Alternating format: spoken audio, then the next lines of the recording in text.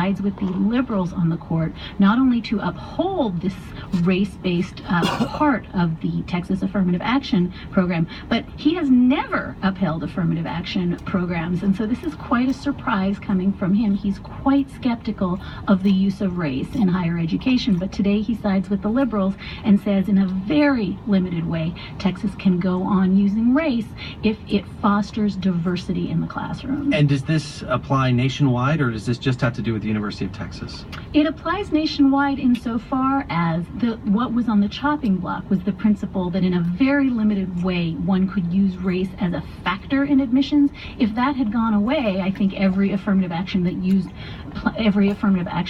that used race at all would have had to stop using it. This certainly suggests, as I said, in a very limited way, only to foster diversity, and in a very carefully tailored program, universities around the country can use race as one of many, I think the words he used were a factor within a factor within a factor in determining admissions. You can always tell someone who covers the courts because they use terms like insofar as. Well, thank you for doing that. Let me ask you this. We've got another couple of decisions that we're still waiting for, some big ones, right?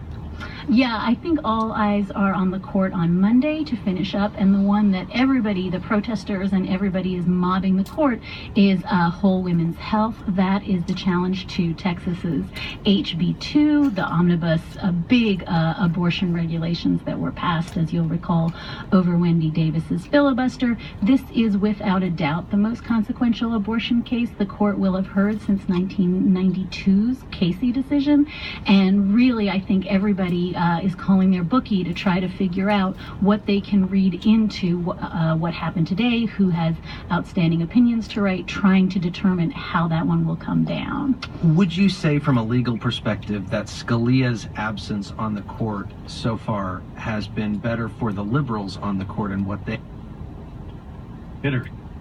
Thanks. And don't forget about the Fuel Saver Plus card.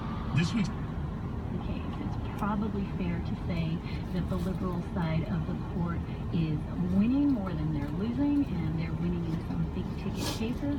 But I think both the liberals and the conservatives on the court, and they won't say this out loud, but I think they would say that being hamstrung in this fashion where they either have to decide things very narrowly or back them away, I'm not going to say insofar as, but I am going to say in as much as they're not able to do their job very well at now, I think it's a net loss for both sides because the court isn't getting it done. It's Dahlia Lithwick, who covers the Supreme Court for Slate, talking to us about the two big decisions today, one about immigration, one about affirmative action. You can read more about those at herenow.org, and we're going to get more decisions, the rest of them, for the term coming next Monday. Dahlia, thanks so much. Thank you for having me. It's Here and Now. and you're listening to Here and Now on KCUR 89.3 and KCUR.org.